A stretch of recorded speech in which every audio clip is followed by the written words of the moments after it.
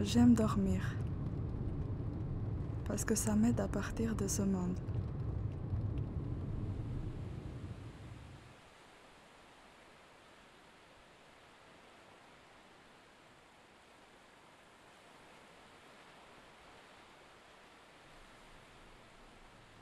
J'aime dormir.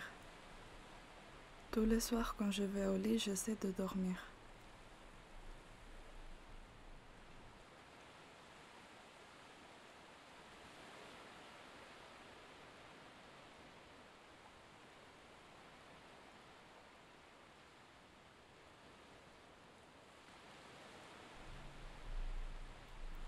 J'aime dormir, mais je n'y arrive pas. J'ai trop de choses dans la tête.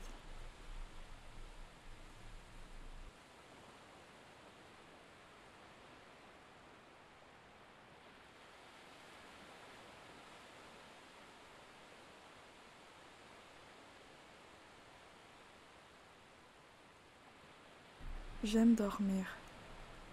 Je veux partir d'ici, je veux être loin de tout.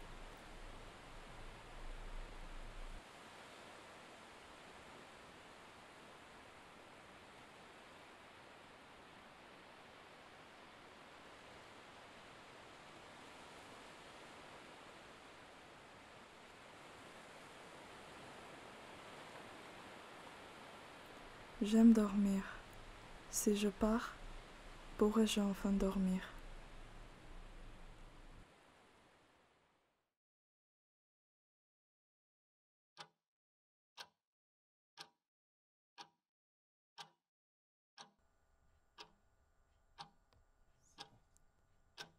Bordel, bazar, Bronx, merdier, toutes ces choses dont je m'entoure. Comme pour sortir le bruit incessant de ma tête, comme pour matérialiser cette douleur, ce fardeau, je tasse et j'entasse des murailles d'idées, des murailles de souk.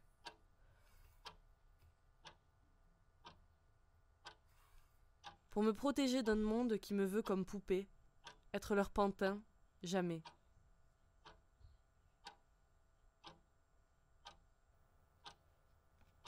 Je fais ma révolte seule en accumulant, pour combler le béant de mon ventre, pour vider le brouhaha de ma tête.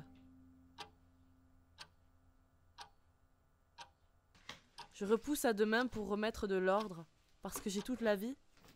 Mais une vie enchaînée à un boulet de pensée, c'est pas le pied. Et quand la raison me rattrape, que contrainte je mets de l'ordre, pas de soulagement, pas de souffle. Je me retrouve là dans une pièce immense dont les angles saillants m'oppressent tant.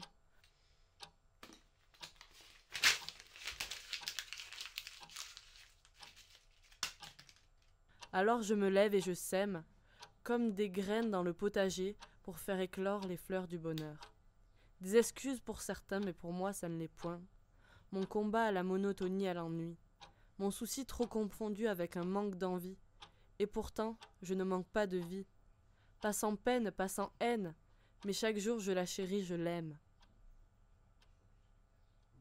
Dans la peur, les pleurs, l'ardeur, le bonheur, je mets le bazar.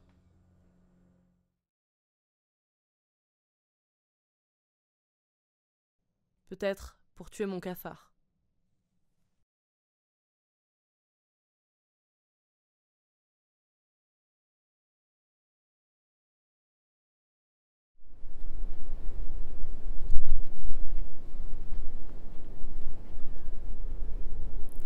Un bon rapport à soi, c'est très compliqué à atteindre, peu importe l'âge que l'on a.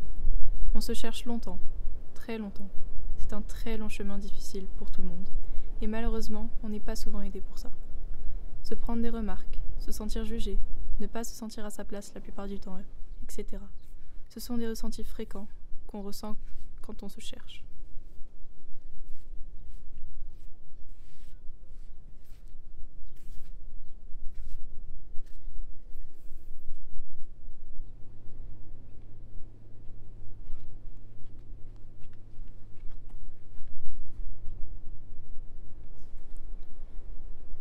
Très souvent, cette période arrive quand on est au collège-lycée, une période où physiquement, il y a de grands changements. Boutons, prise ou perte de poids, la voix s'aggrave, les formes grossissent, etc. Et tous ces changements sont très peu assumés la plupart du temps.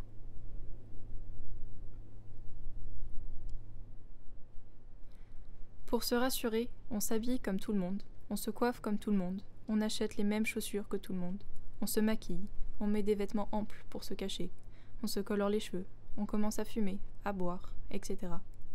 On fait ça pour se trouver une image qui est propre à nous.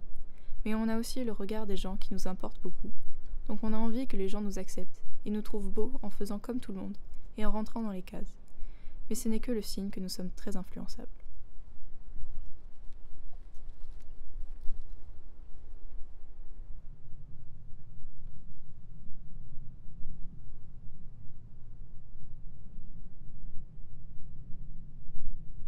Malgré tout ce que l'on peut faire pour se créer une image que l'on trouve à peu près belle pour la journée, le soir, une fois devant un miroir, on n'y voit plus que le reflet dans le miroir. On se voit soi-même et tout ce qui ne nous plaît pas chez nous, tous les petits défauts que quasiment personne ne remarque, parce qu'on analyse chaque partie de notre corps, de notre visage.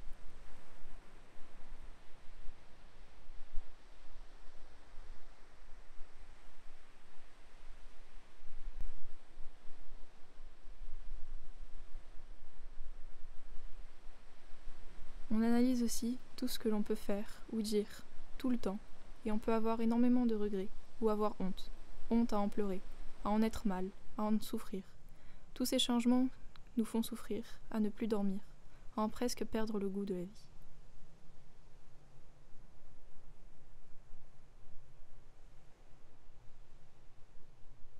Puis un jour, il y a le déclic. Petit à petit, on retrouve la joie, on commence à se trouver beau, à s'assumer comme on est. On commence à avoir confiance en soi. Et avoir confiance en soi, c'est avoir un bon rapport avec soi-même. Même si ce chemin est long et compliqué, si c'est pour avoir un bon rapport avec soi-même, ça vaut le coup.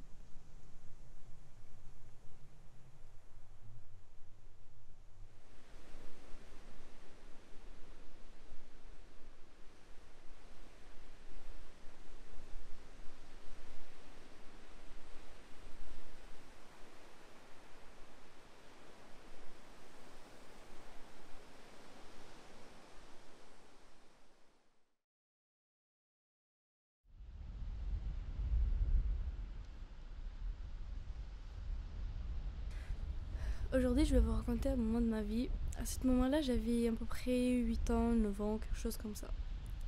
J'étais dans le taxi. J'étais en Turquie à ce moment-là.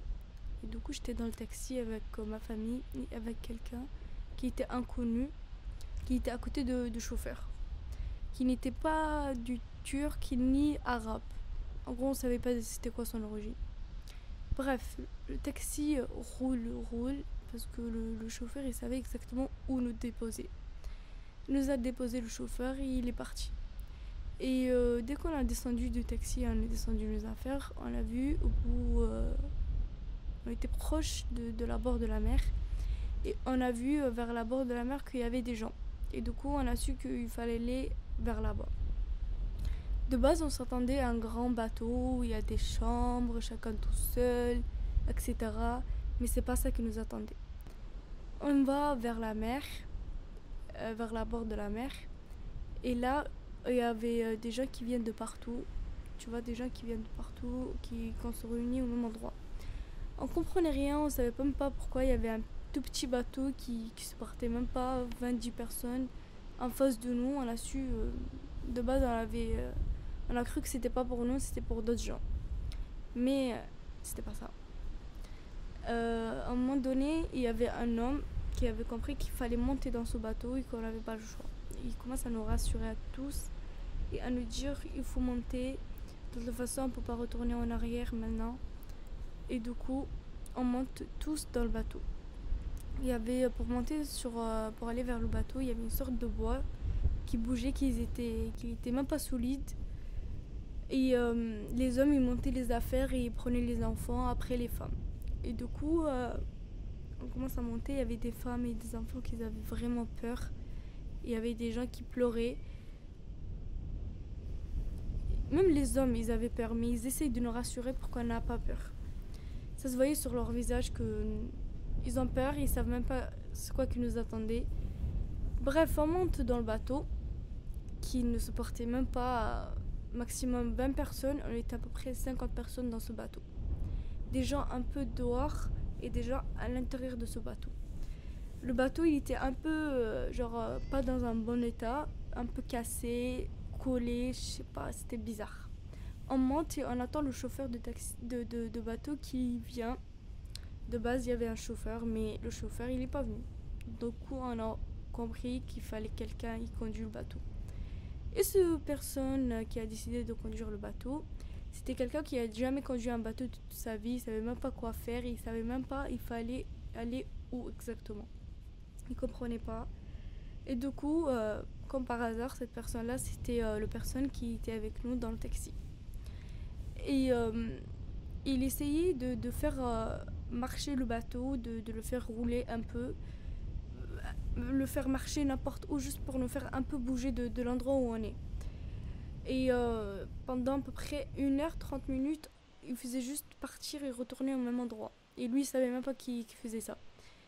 Et comme mes parents ils étaient en contact avec des gens qui connaissaient un peu et qui avaient un peu l'habitude sur les endroits comme ça, et ils ont dit que ça fait à peu près 30 minutes vous tournez au même endroit.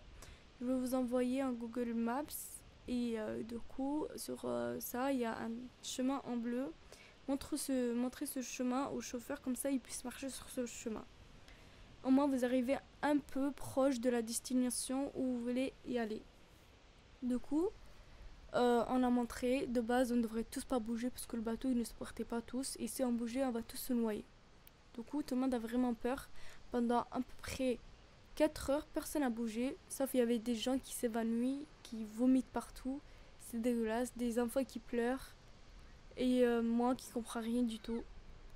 Et le chauffeur il bouge le bateau, il le fait rouler, et jusqu'à le soleil se lève, et lui il sait pas où on va, où exactement, ni nous. Et tous les 2 secondes, les gens, même ma mère, elle vérifiait si l'eau il est rentré dans le bateau ou pas, parce que nous on sait qu'on va mourir à ce moment-là. On ne sait pas le chemin, on est au milieu de la mer, du coup il n'y a pas une autre raison qui nous permet de vivre à ce moment-là. Il n'y avait pas de nourriture, rien avec nous. Bref, à un moment donné, les gens qui étaient devant le bateau, qui étaient un peu dehors, ils ont commencé à dire il y a un grand bateau qui arrive, ça y est on est sauvés. Et mon père il a essayé de leur demander, de lui dire c'est quoi les couleurs de leur drapeau, de ce grand bateau. Sauf que les gens dehors ils voulaient pas répondre et ils voulaient pas du tout nous aider, je sais pas pourquoi. Bref, on va dire les gens qui étaient sur le grand bateau, on va les appeler les sauveurs. Ils sont venus, ils nous ont fait monter l'un après l'autre, ils ont pris nos affaires. Et avant qu'ils viennent, on était vraiment à 2 doigts de se noyer. Parce qu'on était tous lourds là, tout le monde a commencé un peu à bouger. Ils ont arrivé, les sauveurs, au bon moment. Ils nous font tous monter l'un après l'autre. Et dès qu'on a monté dans ce bateau, on va dire j'ai senti l'air de la liberté. C'était un peu la liberté, on était proche de la liberté. Et aujourd'hui, j'ai 16 ans, je m'appelle Kauter et j'habite en France.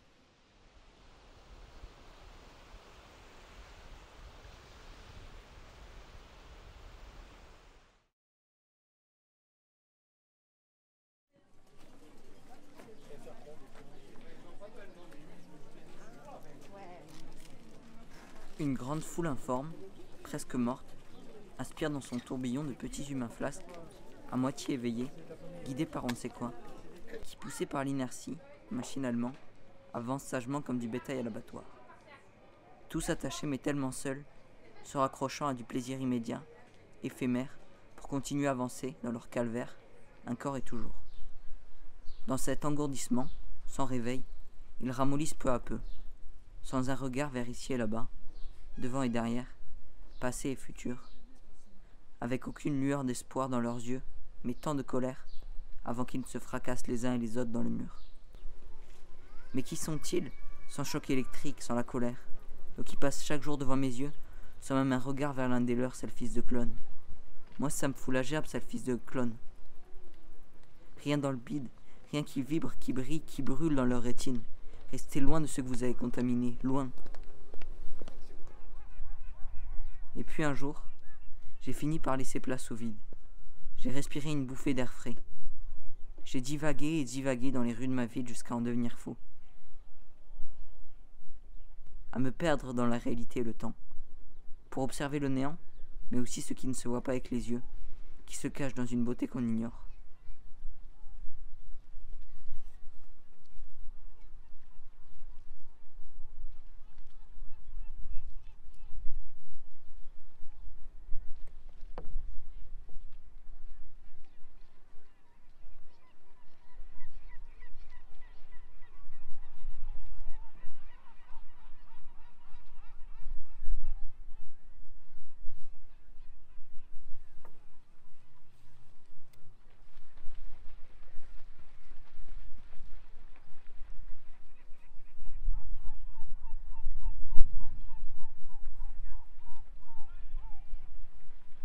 Mais peu importe, j'ai compris. Et jusqu'à la fin, je veux l'amour des miens et le regard des chiens. Le vent puissant de la mer et le regard de ma mère qui trahit rien. Des brûlures de nos joies et de nos folies qui soient gravées en nous pour toujours.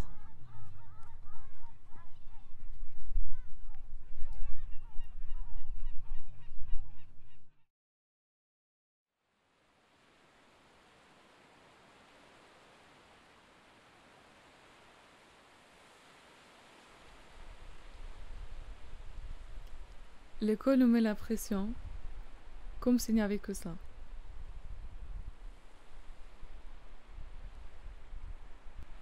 On part en vacances, on a toujours l'école. Ma vie, c'est l'école. L'école, c'est ma vie.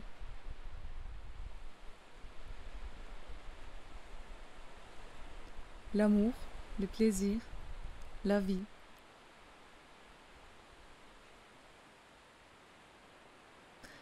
Quand est-ce qu'on se construit? Quand est-ce qu'on respire? Quand est-ce qu'on a du temps?